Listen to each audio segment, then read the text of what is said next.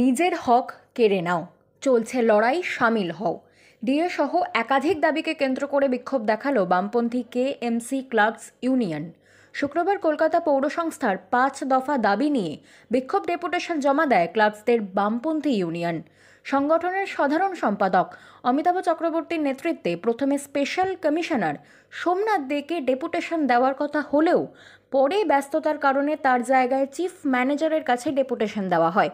তাদের অভিযোগ, ডিএর দাবি করে মুখ্যমন্ত্রী মমতা বন্দ্যোপাধ্যায়ের কাছে রাজ্যের সরকারি কর্মচারীরা ভিক্ষে চাইছে না, তারা তাদের ন্যায্য অধিকার চাইছে। আর যখনই রাজ্য সরকারি কর্মচারীরা তাদের দাবি দেওয়া নিয়ে সরব হন, তখনই পুলিশ দিয়ে তাদের কর্মসূচিকে বাধা দেওয়া হয়। এমনই অভিযোগ কেএমসি ক্লার্কস ইউনিয়নের সাধারণ সম্পাদক অমিতাভ চক্রবর্তী। এদিন তাদের বিক্ষোভ ডেপুটেশনের মূল দাবি ছিল কলকাতা পৌর সংস্থার জুনিয়র অ্যাসিস্ট্যান্ট পদের জন্য বিভাগীয় পরীক্ষা অবিলম্বে চালু করতে হবে, প্রফেশনাল পদে নিয়োগ করতে হবে। এছাড়া রাজ্য সরকারি কর্মচারীদের মতো কলকাতা পৌর সংস্থায় এলটিসি চালু করতে হবে।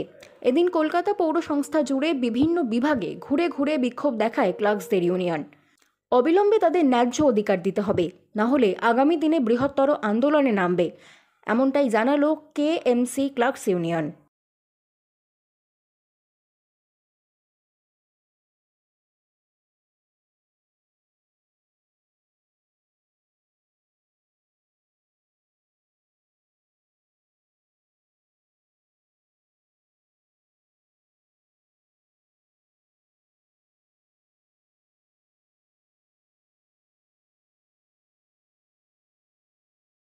কেন কর্তৃপক্ষ জবাব দাও, ইনকিলাব জিন্দাবাদ, ইনকিলাব জিন্দাবাদ। শ্রমিক কর্মচারীর স্বার্থে ক্লার্কসনের ডেপুটেশনের দলে দলে যোগ দিন। এই শ্রমিক কর্মচারীর স্বার্থে ক্লার্কসনের নেতৃত্বে আজকের এই ডেপুটেশনের দলে দলে যোগ দিন। ইনকিলাব জিন্দাবাদ, ইনকিলাব জিন্দাবাদ। ভ্যাকেন্সি হওয়ার সঙ্গে সঙ্গে সমস্ত ক্যাডারে প্রমোশন অবিলম্বে দিতে হবে। স্পেশাল রেগুলেশনের জুনিয়র নিয়োগের ক্ষেত্রে বর্তমান আরআর মেনেই করতে হবে। দায়িত্ব বলি লড়াই লড়াই লড়াই চাই, দায়িত্ব বলি লড়াই লড়াই লড়াই চাই, এই লড়াই করেই কর্মচারীর স্বার্থে ক্লার্কস ইউনিয়ন লড়বে। ইনকিলাব জিন্দাবাদ, লড়াই চাই, লড়াই করে বাঁচতে চাই, লড়াই করে পেয়েছি যা, লড়াই করে রাখবো তা। ইনকিলাব জিন্দাবাদ, ভ্যাকেন্সি হওয়ার সঙ্গে সঙ্গে সমস্ত ক্যাডারের প্রমোশন অবিলম্বে চালু করতে হবে। প্রমোশন নিয়ে টালবাহানা হচ্ছে কেন কর্তৃপক্ষ জবাব দাও, প্রমোশন নিয়ে টালবাহানা হচ্ছে কেন কর্তৃপক্ষ জবাব দাও। ইনকিলাব জিন্দাবাদ। আমাদের চিফ ম্যানেজার পার্সোনাল, আমি চিফ ম্যানেজার পার্সোনালকে ফোন করলাম এখান থেকেই, উনি কমিশনারের ঘরে আছেন, উনি আসছেন। ততক্ষণ পর্যন্ত আমাদের এখানে বিক্ষোভ চলবে যতক্ষণ না চিফ ম্যানেজার আসছেন। স্লোগান দেয়।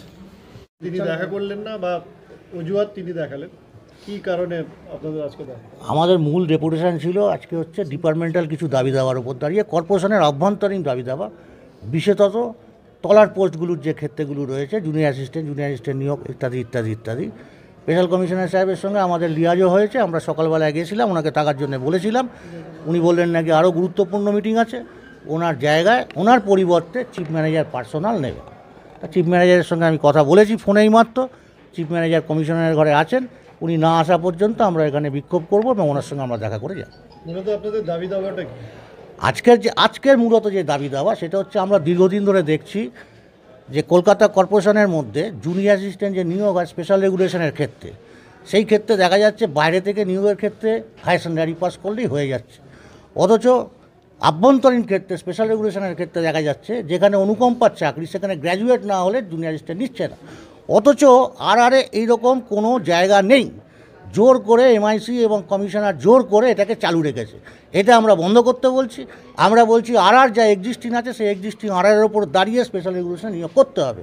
আমরা দেখছি দীর্ঘদিন ধরে জুনিয়র অ্যাসিস্ট্যান্টগুলো পড়ে আছে, তাদেরকে কনফার্মেশন করছে না, একটার পর একটা অজুহাত দিয়ে যাচ্ছে। আজ করোনা, পরশু ওই অনেক লড়াইয়ের পরে পরীক্ষাটা হয়েছে, তাও কোশ্চেন্স পেপার বেরিয়ে যায় এরম পরীক্ষা নিয়েছে।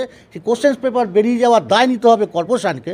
কোশ্চেন্স পেপার বেরিয়ে গেছে বলে বাকি লোকগুলো সে পার্মানেন্ট হবে না, তাদের প্রমোশন হবে না, এটা হওয়া যায় না। এই বিষয়ের ওপর দাঁড়িয়েও আমাদের আলোচনা আছে।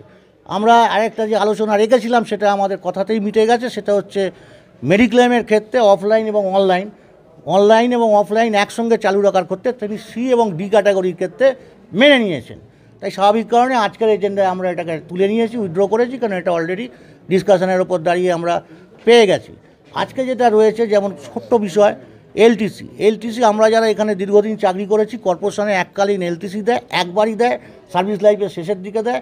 তাই স্বাভাবিক কারণে কেউ এলটিসি ভোগ করতে পারে না শব্দের অর্থ সেই সময় কোনো সন্তানরা কখনো সিনিয়র হয়ে যায়, তাই সিনিয়ররা পায় না। কিন্তু রাজ্য সরকারের ক্ষেত্রে দেখা যাচ্ছে সারা সার্ভিস লাইফে 4 বার নেওয়া যায়।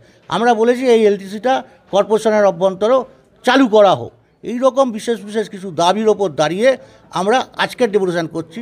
আপনাদের মাধ্যমে আমরা জানাতে চাই, আগামী দিন আমরা নামছি কর্পোরেশনের অভ্যন্তর। আপনারা জানেন আমাদের দীর্ঘদিনের দাবি, 2016 সাল থেকে দাবি, কর্পোরেশনের অভ্যন্তরে মেডিক্লেম চালু করতে হবে। সেই মেডিক্লেমটা অনুরূপ রাজ্য সরকারের মতো, সেই দাবিতে আগামী দিন আমরা আরও বৃহত্তর আন্দোলনে যাব। কারণ আলাপ আলোচনার মধ্যে, ডেপুটেশনের মধ্যে যেটা হয়নি, সেই জায়গায় দাঁড়িয়ে আমরা আরও বৃহত্তর আন্দোলনে যাব। গতকাল মুখ্যমন্ত্রী মমতা বন্দ্যোপাধ্যায় ডিএ ঘোষণা করেছেন, সেটা নিয়ে আপনাদের বক্তব্য? মমতা বন্দ্যোপাধ্যায় যে ডিএ ঘোষণা করেছেন, উনি ভাবছেন ওটা ভিক্ষা। আমরা বলছি ভিক্ষা নয়, আমার বেতন দাও, আমার পুরো বেতন 40% ডিএ সমেত দাও, ভিক্ষার দরকার নেই। আমরা কোর্টেও বুঝে নেবো, রাস্তাও বুঝে নেবো এই ডিএর ব্যাপারে। যারা নবান্নে বসে রয়েছে তাদেরকে পুলিশের পক্ষ থেকে তাদেরকে ডিস্টার্ব করা হচ্ছে, তাদেরকে বসতে দেওয়া হচ্ছে না, এরকম একটা অভিযোগ। এইটা শুধু নবান্নয় আজকে যারা বসে আছে না, এটা একটা রাজ্য সরকারের বিষয় হয়ে দাঁড়িয়েছে। আপনারাও খেয়াল করে দেখবেন যে এরা ট্রেড ইউনিয়নগুলোকে সম্মান দেয় না।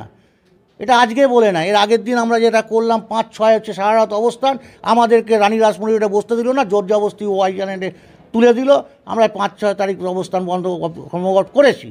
কিন্তু তারপরও দেখা যাচ্ছে কর্পোরেশনের অভ্যন্তরে দেখুন, দীর্ঘদিন ধরে আমরা অবস্থানে বসেছি। আপনারা জানেন, যারা এখানে প্রেসের বন্ধুরা আছেন জানেন, বছরে 22 সালেও করেছি, 23 সালেও করেছি, কিন্তু মেয়র কর্ণপাত করছেন না। ওনার জায়গায় উনি ডেপুটি মেয়রকে দিয়ে কথা বলাচ্ছেন। ডেপুটি মেয়রের সঙ্গে কথা বললে দেখা যাচ্ছে উনি বলছেন আমার একটা লিমিটেশন আছে। তাই আমরা আগামী দিন আরও বৃহত্তর আন্দোলনে যাব মেডিক্লেম ইস্যুতে, যেটা মেয়রের সঙ্গে কথা বলতে বাধ্য করানোর আন্দোলন হবে। ঠিক আছে, আপনার নামটা বলুন। অমিতাভ ভট্টাচার্য, সাধারণ সম্পাদক, ক্লার্কস ইউনিয়ন।